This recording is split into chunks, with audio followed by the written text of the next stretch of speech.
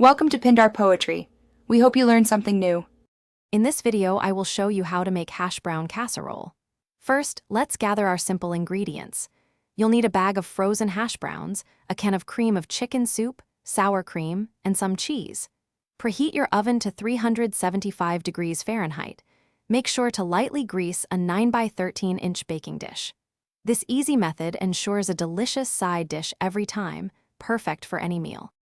Now, in a large mixing bowl, combine your thawed hash browns with 1 16-ounce container of sour cream.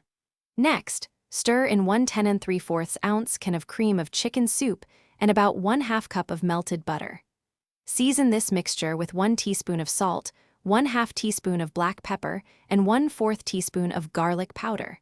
Mix everything thoroughly until well combined. Once your hash brown mixture is ready, pour it evenly into the prepared 9 by 13-inch baking dish. Spread it out smoothly with a spatula. Then, generously top the entire casserole with about 2 cups of shredded cheddar cheese. This will create a delicious, golden brown crust. Bake your casserole in the preheated oven for 45 to 50 minutes, or until it's bubbly and beautifully golden.